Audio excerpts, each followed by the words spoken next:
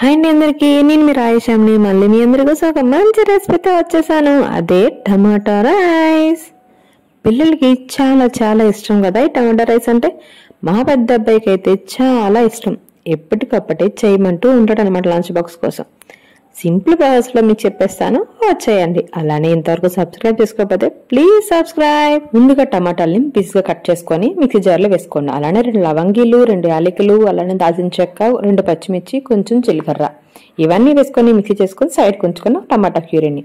ఇప్పుడు పాన్ తీసుకొని కొంచెం అందులో ఆయిల్ పోసుకొని, అలానే కొంచెం జీలకర్ర, ఆవాలు, అలానే కొంచెం శనగపప్పు, కొంచెం పల్లీలు, కొంచెం జీడిపప్పు, అలానే ముందుగా కట్ చేసుకుని ఉంచుకున్న ఆనియన్స్ అండ్ పచ్చిమిర్చి ఇవి కూడా వేసి కొంచెం కరివేపాకు వేసి బాగా కలుపుతూ ఉండండి.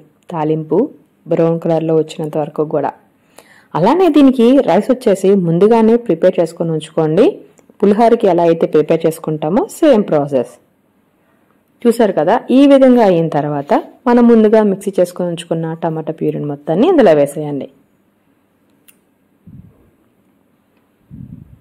ఇదైతే సింపుల్ ప్రాసెస్. ఇంతకు ముందు టమాటా పీసెస్గా కట్ చేసి వేసేదాన్ని. అప్పుడు టమాటా పీసెస్ని తీసేసి ఓన్లీ రైస్ని మాత్రమే తినేవాళ్ళు. ఇలా చేస్తే టమాటా పీసెస్ని తీయడానికి ఆప్షన్ ఉండదు కదా మన పిల్లలకి. అందుకోసమనే ఈ ప్రాసెస్లో ప్రిపేర్ చేసేసాను. సరిపడా సాల్ట్ వేసుకోండి. అలానే కొంచెం పసుపు, కొంచెం కారం, కొంచెం ధనియాల పొడి, అలానే కొంచెం గరం మసాలా ఇవన్నీ వేసుకొని బాగా మిక్స్ చేసేయండి. ప్యూరీ మొత్తం బాగా ఉడికిపోవాలి.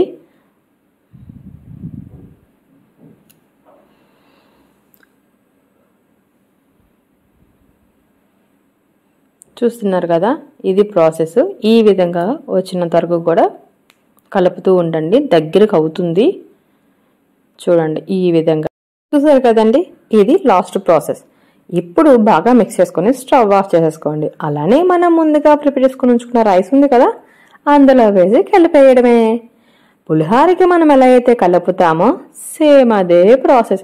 పులిహోర కలపడం అంటే వేరేదనుకోకండి, మన కుకింగ్ పులిహోర అండి. మీకు కూడా నచ్చితే లైక్ చేసి, షేర్ చేసి, అలానే సబ్స్క్రైబ్ చేసుకోండి. మీరు కూడా ట్రై చేసి మీకు ఎలా వచ్చిందో కామెంట్ చేయండి. మీకు ఇంకేమైనా వంటకాలు కావాలి అనుకుంటే కామెంట్ చేయండి. అలానే ఇంతవరకు ఎవరైనా సబ్స్క్రైబ్ చేసుకోకపోతే please subscribe. Thank you for watching. Bye bye guys.